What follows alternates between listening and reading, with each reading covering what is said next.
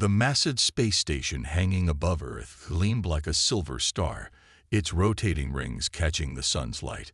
Inside, the human ambassador Tom Miller wiped his sweaty palms on his formal suit as he waited in the preparation room. Next to him sat a sealed container that had caused quite a stir during the security screening. "Sir, are you sure about this?" asked his assistant, looking nervously at the container. "The aliens might not understand." Tom smiled and patted the box. First impressions matter, and nothing brings people together like sharing food. When the doors slid open with a soft hiss, Tom carried his container into the grand meeting hall of the Galactic Council. The room was filled with beings from 30 different worlds, their bodies ranging from crystalline structures to gaseous forms contained in special suits. At the center of the circular table sat Ambassador Blue, a tall, slender being with iridescent skin that shifted colors like oil on water. "Welcome, human ambassador." Blue's translator conveyed the greeting in a melodic tone. "We are honored to begin this historic meeting." Tom placed his container on the table. "The honor is mine. On Earth, we have a tradition of sharing food when meeting new friends. I've brought some popular items from our world." The alien delegates leaned forward with interest, their various sensory organs focused on the container. Tom opened it carefully, revealing several compartments filled with different Earth foods. The atmospheric sensors in the room immediately began flashing yellow warnings. Detecting multiple toxic substances, a security officer moved forward, their crystalline form vibrating with concern. "Oh, these are perfectly safe for humans," Tom explained, picking up a buffalo wing. "This is a classic Earth snack." Without hesitation, he bit into the spicy wing, causing several aliens to recoil in shock. Ambassador Blue's skin shifted to a deep purple of alarm. "You are consuming capsaicin. That's a defense chemical used by plants to prevent consumption." "Yes," Tom said, licking the sauce from his fingers. "We find it enjoyable. Adds a nice kick to the food." He noticed some aliens were recording his every move, while others had backed away from the table. The situation grew more intense when Tom unwrapped a piece of dark chocolate. The room's sensors blared again. "Warning. Theobromine detected. Lethal to multiple species." "That's just chocolate," Tom explained cheerfully. "Would anyone like to try a small piece?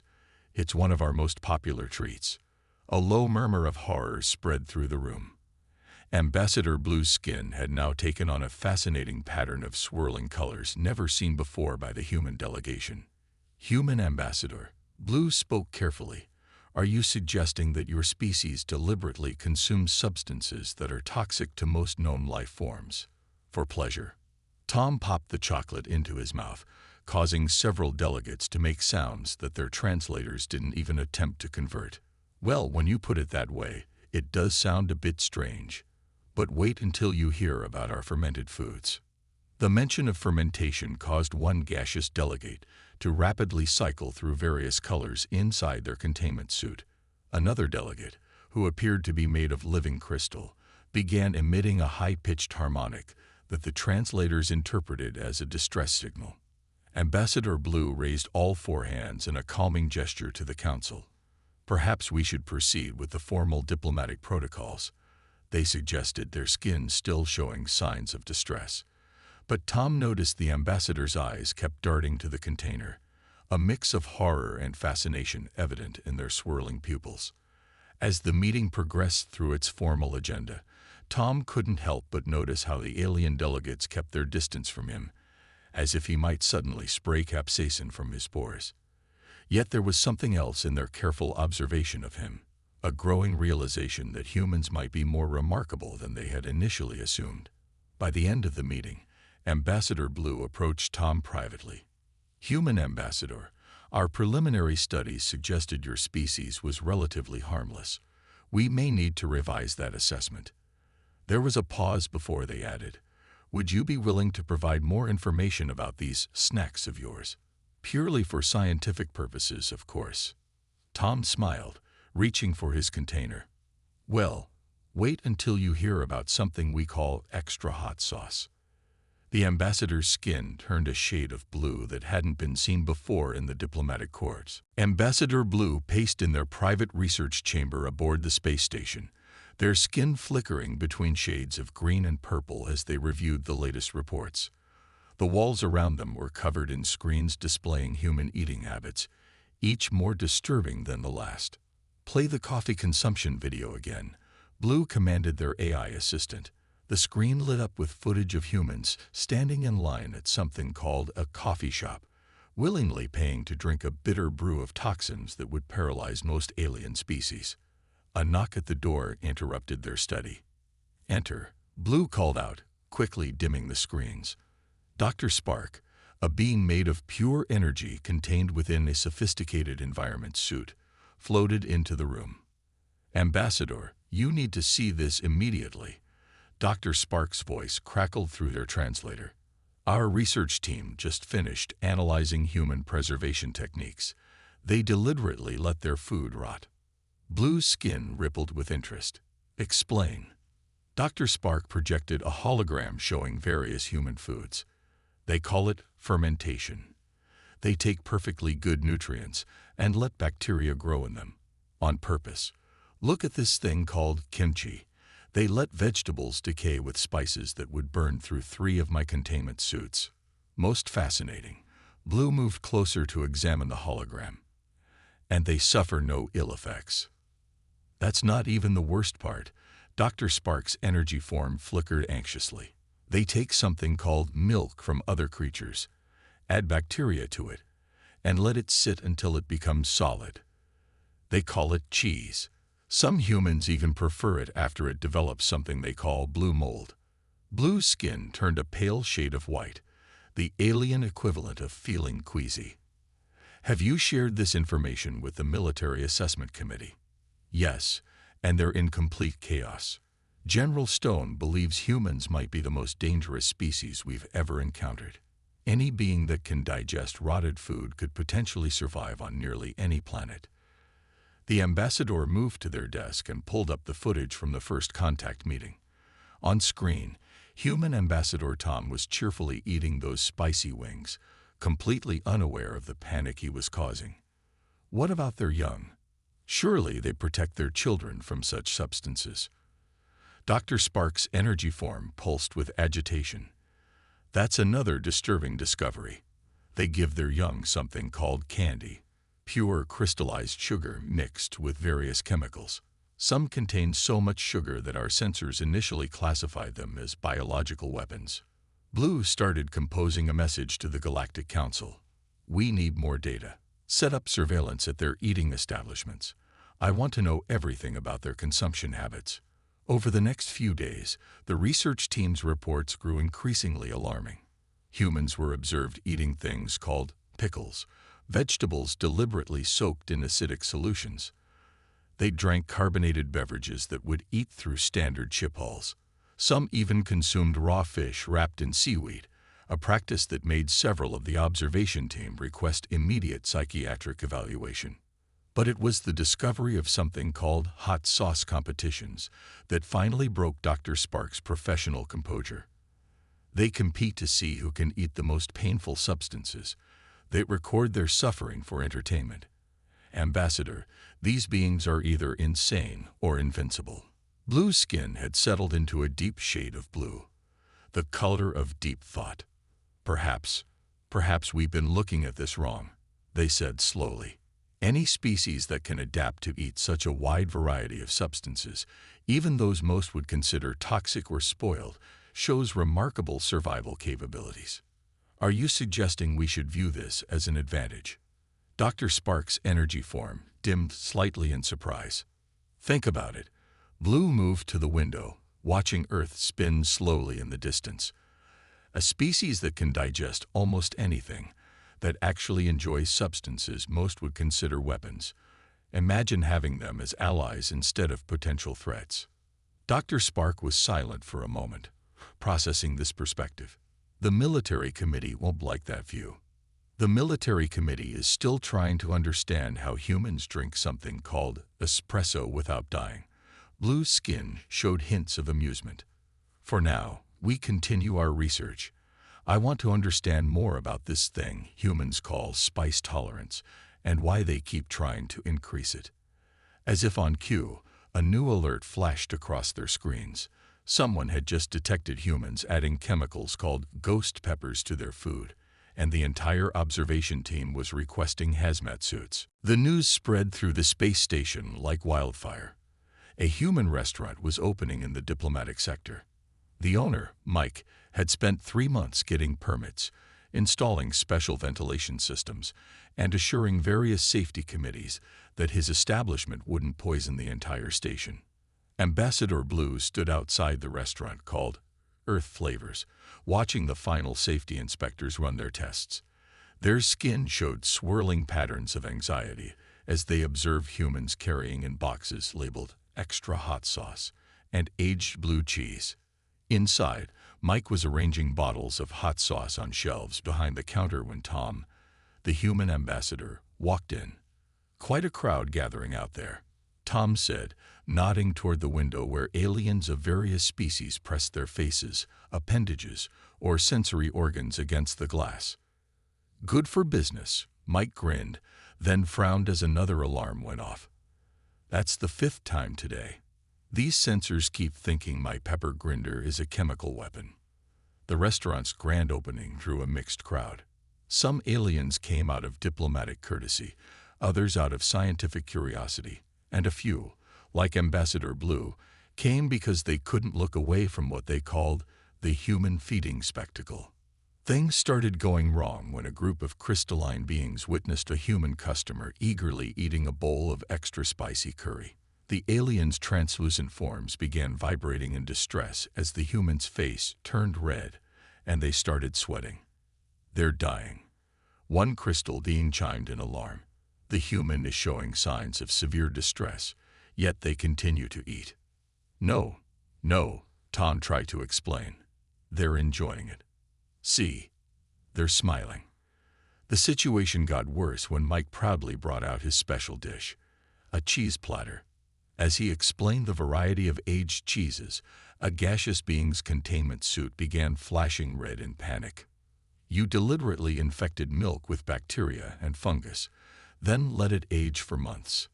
The beam's translator struggled to convey their horror. And that blue-green growth, you encourage it.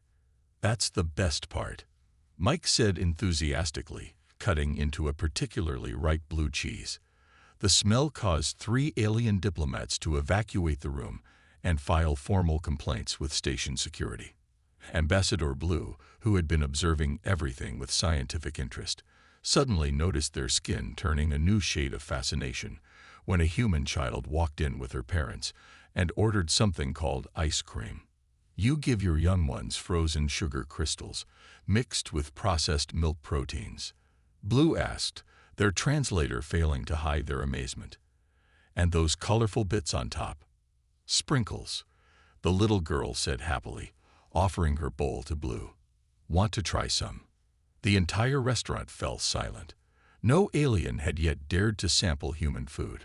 Blue's skin cycled through multiple colors of consideration before they politely declined. The final straw came when Mike decided to demonstrate the art of cooking with wine.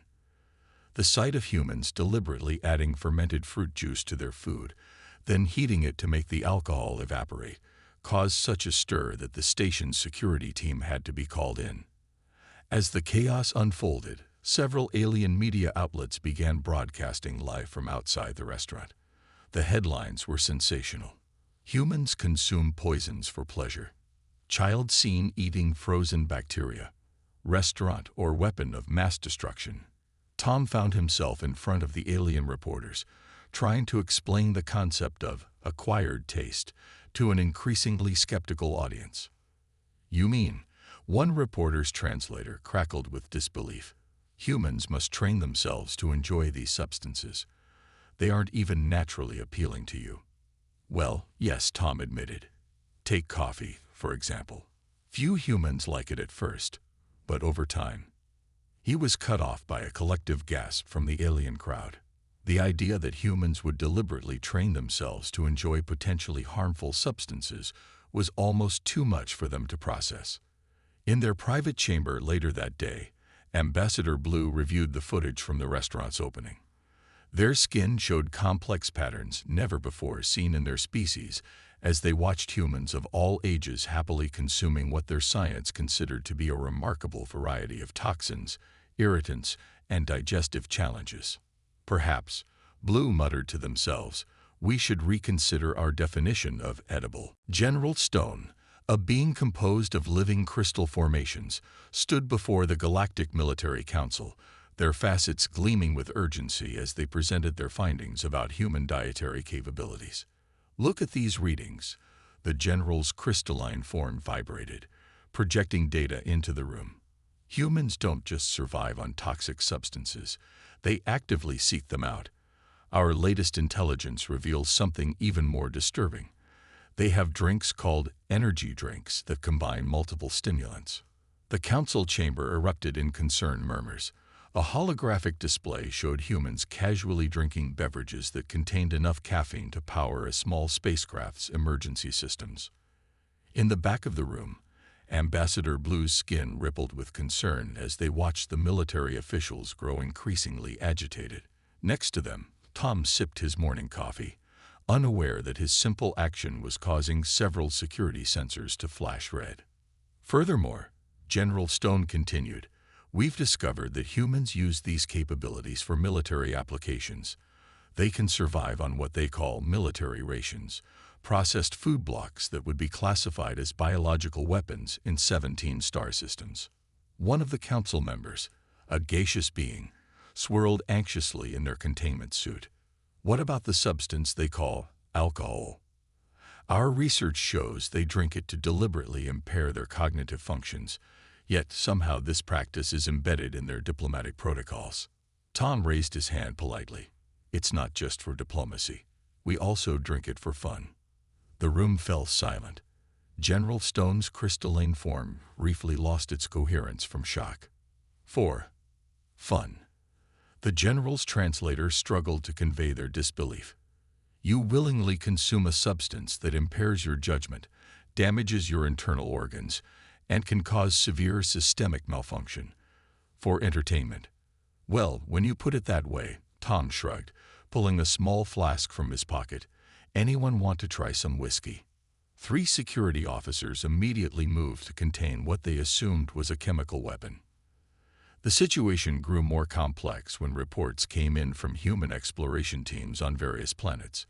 The footage showed humans casually sampling local vegetation to test for edibility, a practice that had every xenobiologist in the council crying out in horror. They just put unknown substances in their mouths. A plant-based council member's leaves withered slightly. Without molecular analysis, without toxicity screening. We call it that looks interesting method, Tom explained cheerfully.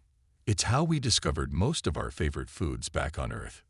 Ambassador Blue, who had been quietly observing, noticed an interesting pattern.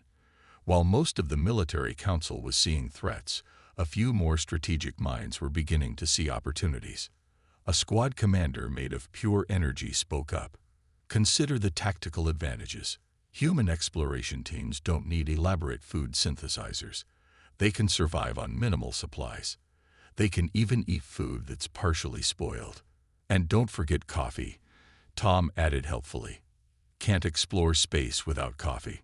The mention of coffee caused another round of sensor alerts. General Stone's crystalline form emitted a high-pitched tone of frustration. Don't you understand? The general addressed Tom. Your species can digest substances that would kill most known life forms.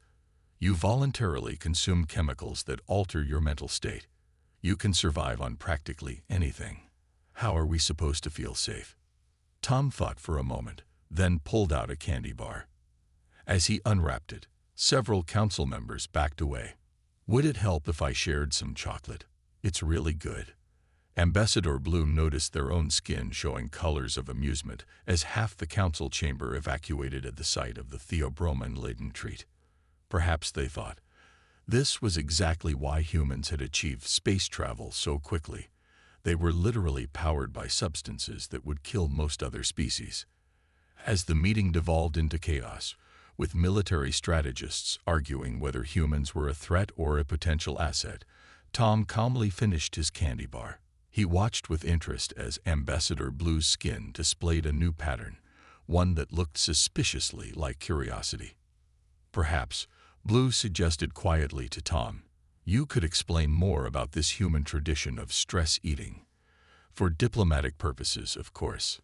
General Stone's crystal structure nearly shattered when Tom explained that humans actually ate more of their favorite toxic substances when under pressure. The emergency beacon blinked steadily in the alien sunset, casting red shadows across the faces of the crash survivors.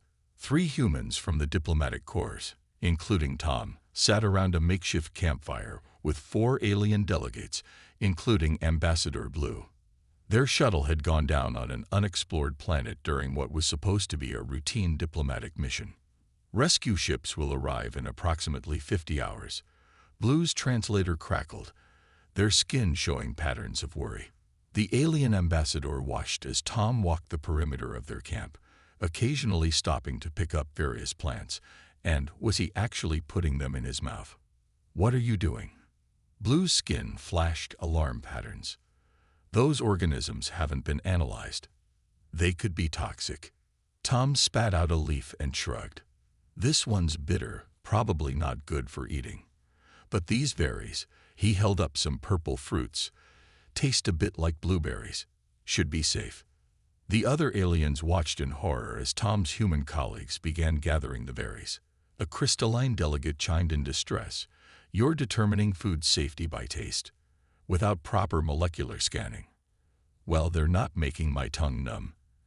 And they don't taste like almonds, so probably no cyanide, one of the humans explained casually, popping another berry into her mouth. The alien's translators struggled to process multiple emergency signals at once. As night fell, the situation grew more interesting.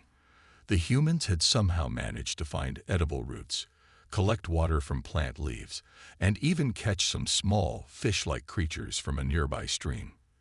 They were now cooking their findings over the fire, adding some plants they claimed were spices. But how do you know those animals are safe to eat? Asked a gaseous being, swirling anxiously in their containment suit. We cooked them thoroughly, Tom explained, turning the makeshift skewer.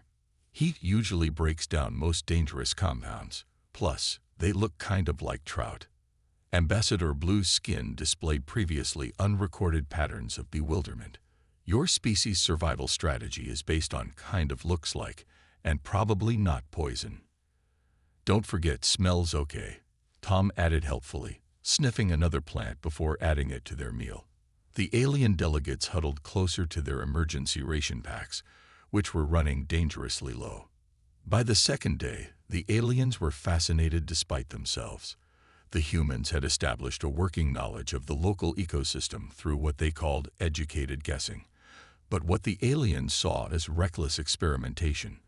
They had even found a fruit that, when fermented, produced a mildly intoxicating beverage. You created alcohol. Here. Now.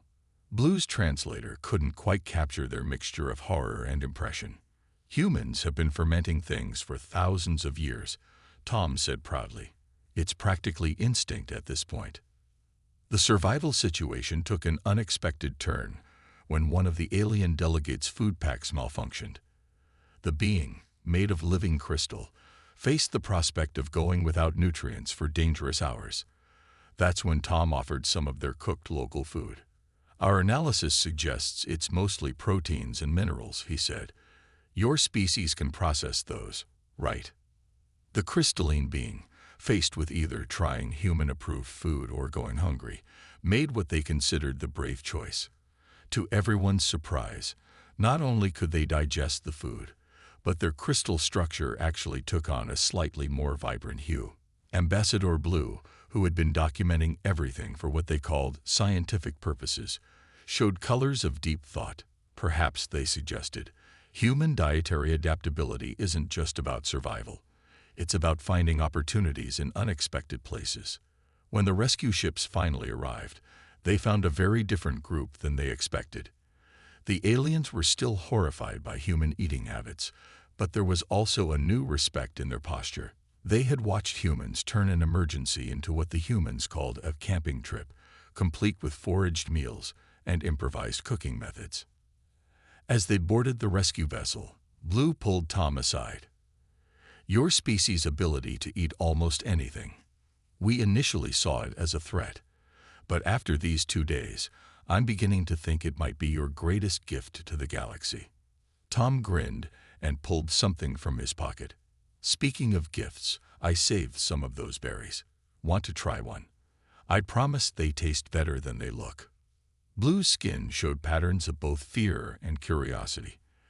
After a long moment, they extended a small appendage to accept the berry, making history as the first of their species to willingly try human-approved food. The massive exhibition hall on the space station had been transformed into what humans called a food festival, though most aliens still insisted on calling it a xenobiological cultural exchange. After the survival incident, interest in human cuisine had grown dramatically, even if most species were still too nervous to actually try any.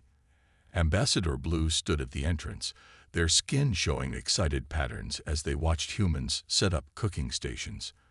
After their berry-tasting experience on the unknown planet, they had become something of an advocate for understanding human food culture, even if they hadn't quite worked up the courage to try anything else. "Welcome to the first intergalactic cooking competition," Tom announced to the gathered crowd. The event had drawn curious observers from across the galaxy, though the actual cooking was being done entirely by humans. Safety officials had insisted on setting up force fields around each cooking station to contain what they still classified as potentially hazardous substances. Mike from the space station restaurant had set up a station where he was demonstrating the art of making curry. The alien observers watched in fascination as he deliberately added substances that their sensors classified as, warning, chemical irritant. "The secret is toasting the spices first," Mike explained to his audience. A crystalline beam recording the demonstration vibrated in distress as their sensors detected the release of volatile compounds into the air. At another station, a human chef was showing the process of making sourdough bread. The alien scientists were particularly disturbed by this one. "You maintain a culture of wild microorganisms," one gaseous being's translator crackled with disbelief. "Feeding them regularly like pets, just so they can help you make food. Some of these starters are hundreds of years old," the chef said proudly. Several aliens had to be escorted out of the room to recover from this information. The demonstration of cheese-making proved too much for some of the more sensitive delegates, when the human chef explained that some cheeses were deliberately infected with specific molds. 3 different species filed formal protests with the safety committee. But it was the hot sauce competition that really caused a stir. Humans gathered to taste test increasingly spicy concoctions, their faces turning red and tears streaming from their eyes as they consumed what most alien species considered chemical weapons. "They're crying," an alarmed security officer reported. "The humans are showing clear signs of distress." No, Tom assured them, wiping his own eyes after tasting a particularly potent sauce. "This is fun. Want to try some?" Ambassador Blue, who had been carefully documenting everything, noticed something interesting. Despite their horror at human food preparation methods, more and more aliens were showing genuine curiosity. A few of the braver ones had even started asking questions about milder human foods. A breakthrough came when a plant-based species discovered they could safely consume human salads, though they insisted on analyzing each leaf individually first. This led to the creation of the first interspecies safe menu, a carefully curated list of human foods that other species could eat without risk. "It's a start," Tom said to Blue as they watched a group of crystalline beings cautiously sample lettuce that had been scanned no less than 12 times. "Though I still think you'd enjoy pizza." Blue's skin showed patterns of amusement. "Perhaps next time. I'm still recovering from learning about something called extra spicy buffalo wings." The event reached its peak when the human chefs decided to collaborate on creating new dishes specifically designed for different alien physiologies. They approached the challenge with typical human enthusiasm, experimenting with ingredients and techniques until they found combinations that were both safe and appealing to other species. By the end of the day, history had been made.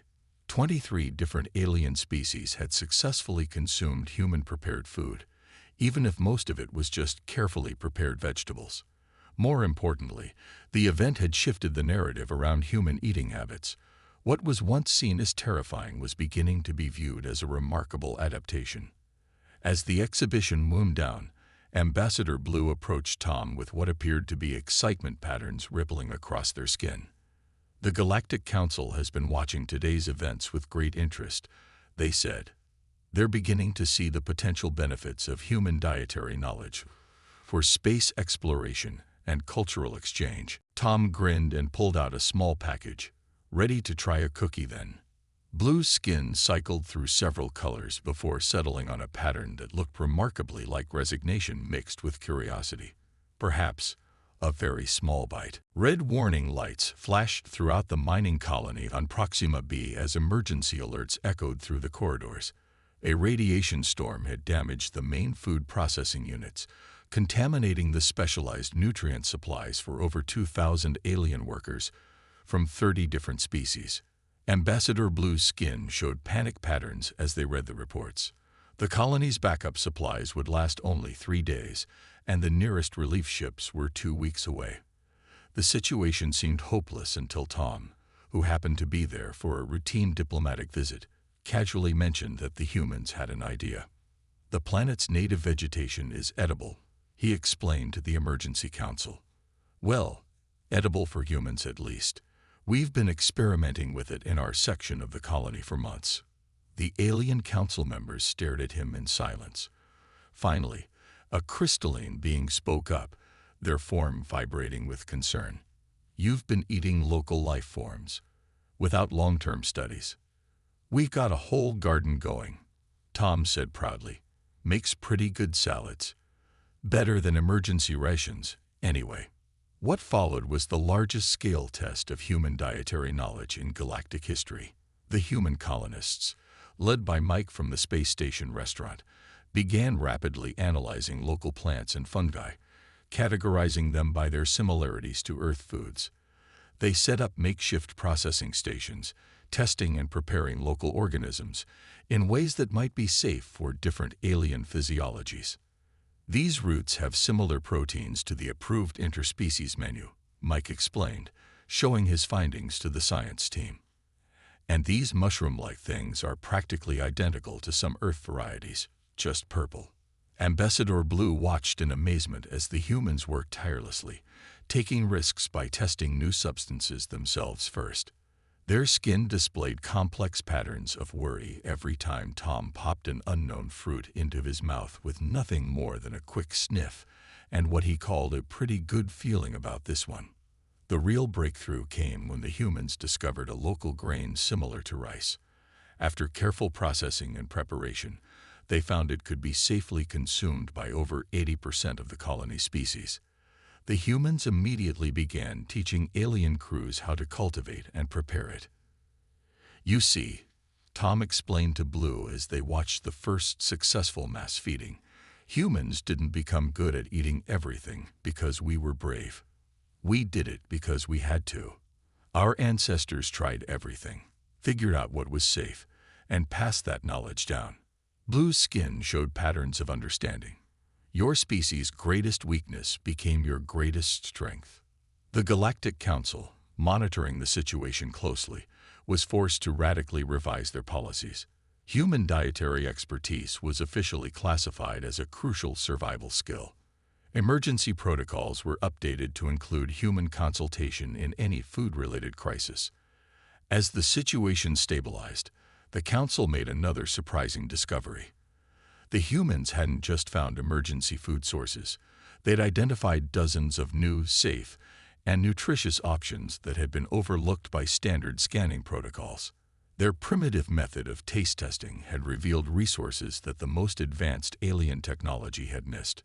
The final seal of approval came when Ambassador Blue, in front of the entire Emergency Council, deliberately took a bite of a human-prepared meal made from local ingredients. Their skin displayed an entirely new color pattern, one of pleasant surprise. "It's actually good," they admitted, causing a stir among the watching delegates. 6 months later, the mining colony had been transformed. Where there were once sterile nutrient processing plants, there were now thriving gardens growing both earth crops and local species. The humans had started what they called a cooking club, teaching interested aliens about safe food preparation and cultivation. In the colony's new central dining hall, Tom sat with Blue, watching aliens and humans sharing meals together. Some braver aliens had even started trying mild Earth foods, though most still drew the line at anything spicy. Hard to believe this all started with those spicy wings at the first contact meeting. Tom mused, sipping his coffee. Blue's skin showed amused patterns as they carefully tasted their first ever ice cream. Their initial fear of human eating habits had evolved into something like respect, even if they still filed emergency sensor override requests every time Tom ate hot sauce. Perhaps, Blue suggested, their skin glowing with what humans now recognized as joy. "We should update the first contact protocols. Instead of fearing what humans can eat, we should celebrate it." Tom grinned and pulled out a bottle of hot sauce. "Ready to try level 2? Blue's skin flashed a clear "absolutely not," but their translator conveyed a laugh, a sound that would have been impossible to imagine during that first terrified meeting so many months ago.